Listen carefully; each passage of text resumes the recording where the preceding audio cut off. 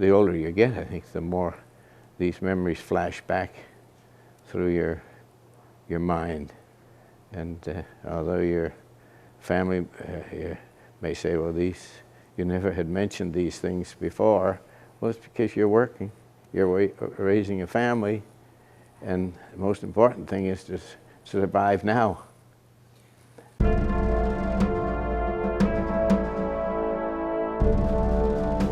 Joined the Navy, which seemed to be what my father didn't exactly like to see me do. Him being a military veteran, a soldier of the First World War, who had been through the Battle of Vimy.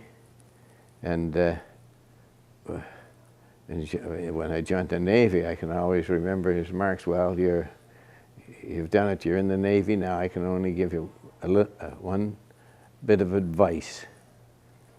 It was to make sure you keep your mouth shut, your bowels open, and you volunteer for nothing.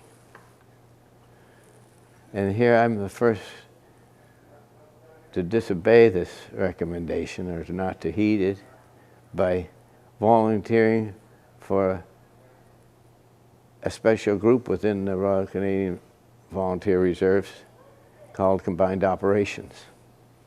Had I been a little wiser, rather than just an 18-year-old or 19-year-old, I perhaps would never have volunteered for that type of service, because being in the Navy and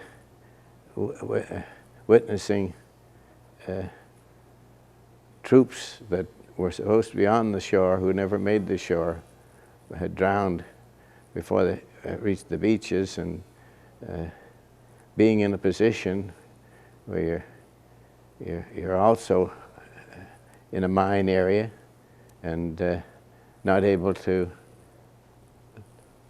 neglect your particular duties to make any effort to recover bodies at the time, but to get troops ashore, get them off your landing craft and get them ashore as quickly as possible. And while at the same time you know you're being shot at, but you're just fortunate not to have been among those that hadn't survived. And you wonder why for years later, how come I survived? Yeah. Why am I alive and so many hadn't survived?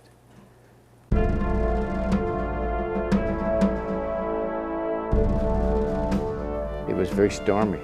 It was a stormy day. It was cloudy. We had high winds the day before, and of course there were still swells.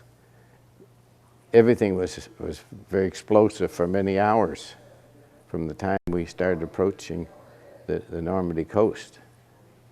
It was just one big explosion from daybreak to the evening, and nothing but explosions.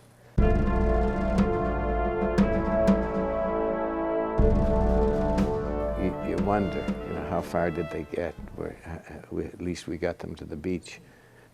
On each landing craft, there were those that had volunteered to take a line ashore. And there was the chap from our landing craft was a Ross Bingley from Cornwall, Ontario.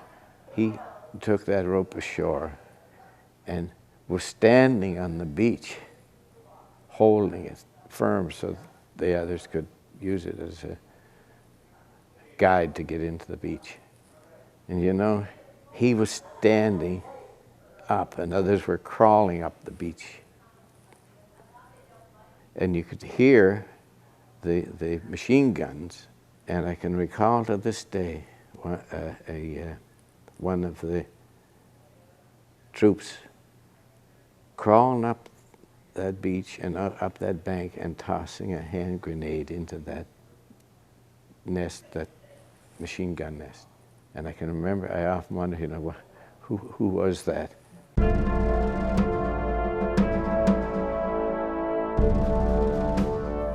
conflicts that we're having today are certainly not being resolved with power.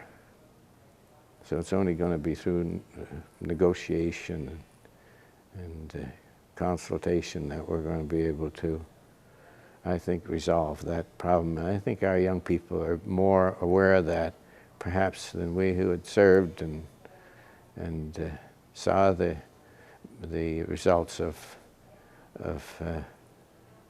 frontline killings, and at sea seeing our, especially our merchant navy, suffer the way they had.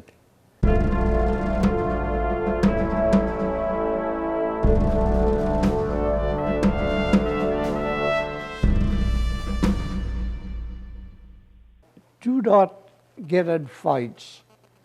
Fights just end in disaster and bloody noses. I got in a fight, I lost a leg. Now this is extreme, I know, with the kids today, but still, anything could happen.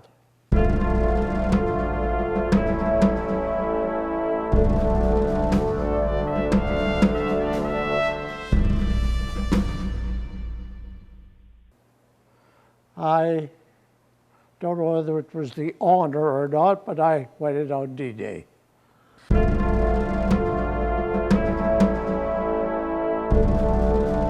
It was a very blustery day.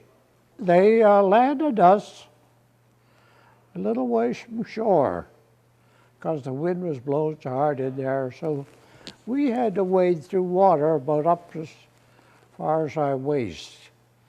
And with the equipment we had on, it was seen to be a slow drag up that beach till we got under cover up there on the cliff.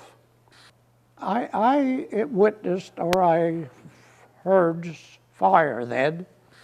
I heard bullets, and they were snapping by my ears. And I didn't realize what they were, but they were, and they were bullets, and fortunately, not one hit me. I was on a 6-pounder anti-tank gun, and it came ashore, and I joined up with the rest of my crew then. So all I did was bounce around on the flash pad of a 6-pounder most of the time, up until July 30th.